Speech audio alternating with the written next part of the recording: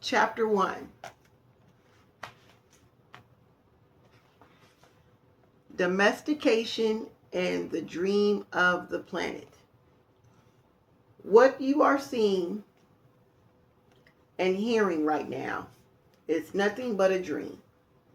You are dreaming right now in this moment. You are dreaming with the brain awake.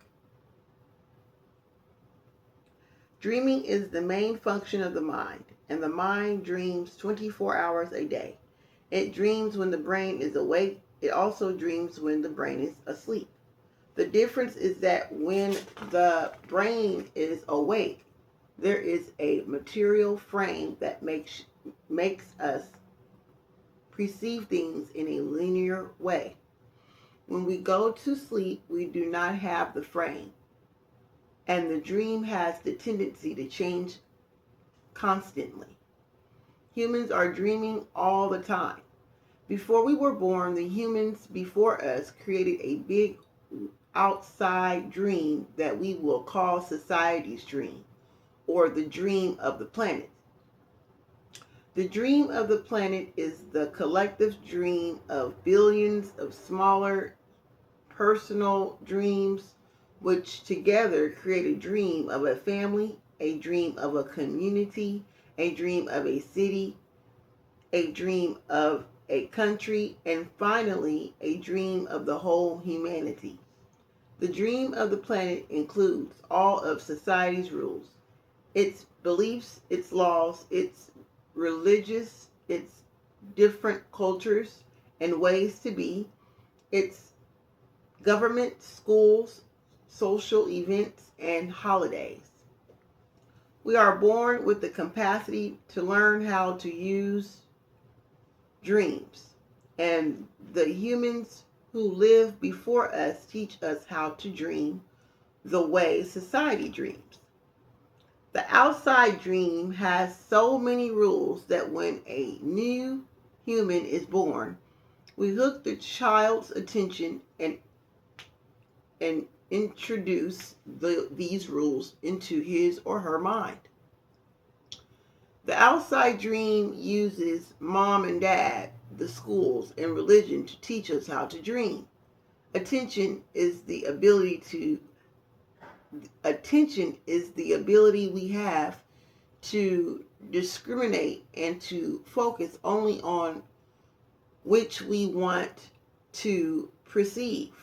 We can perceive millions of things simultaneously, but using our attention, we can hold whatever we want to perceive in the foreground of our mind. The adults around us hooked our attention and put information into our minds through repetition. That is the way we learned everything we know. By using our attention, we learned a whole reality, a whole dream. We learn how to behave in society, what to believe and what not to believe, what is acceptable and what is not acceptable, what is good and what is bad, what is beautiful and what is ugly, what is right and what is wrong. It was all there already. All that knowledge, all those rules and concepts about how to behave in the world. When you were in school, you sat in a little chair and put your attention on what the teacher was teaching you. When you went to church, you put your attention on what the priest or minister was telling you. It is the same dynamic with mom and dad, brothers and sisters. They were all trying to hook your attention. We also learn to hook the attention of other humans, and we develop a need for attention which can become very competitive.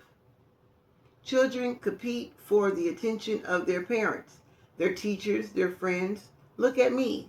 Look at what I'm doing. Here. Hey, I'm here.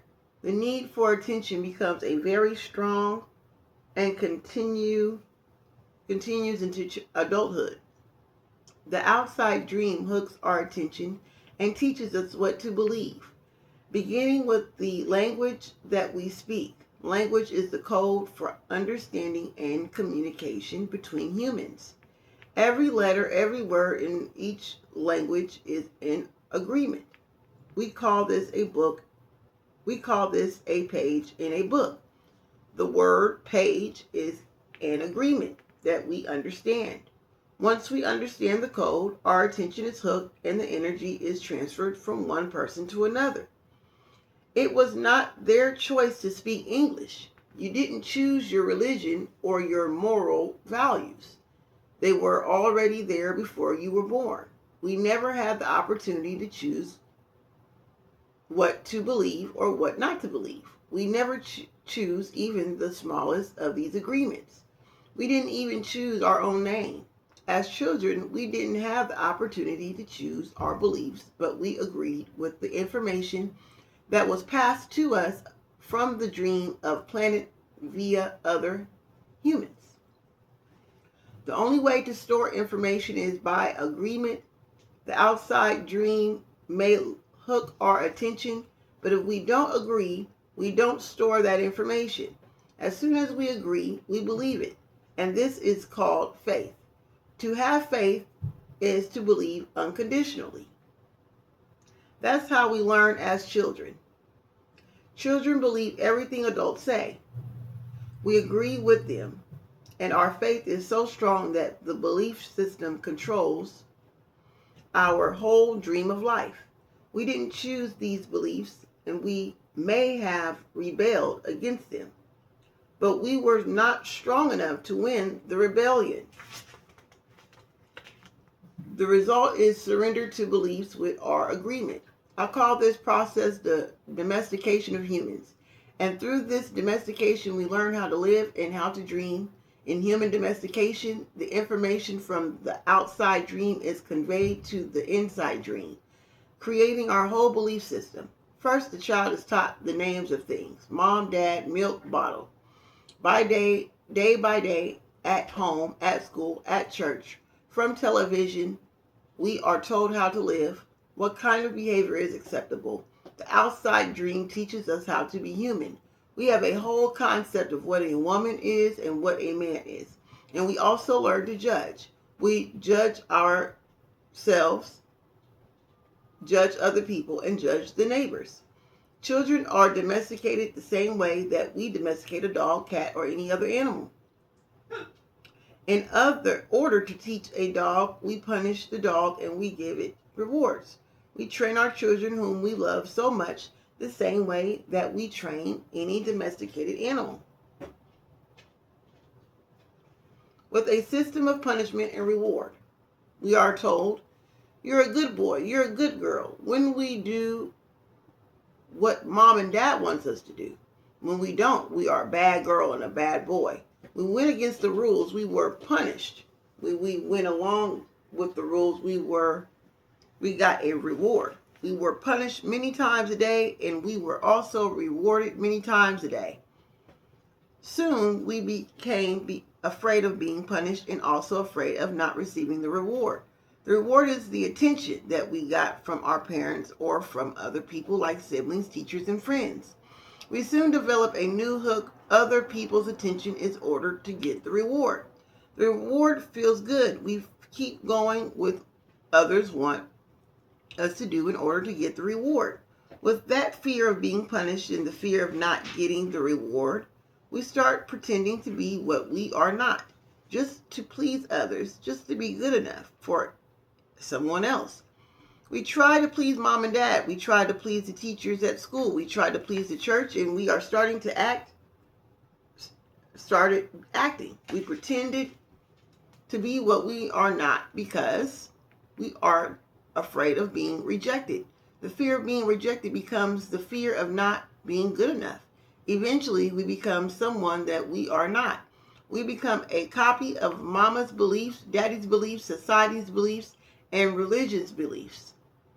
All of our normal tendencies are lost in the process of domestication.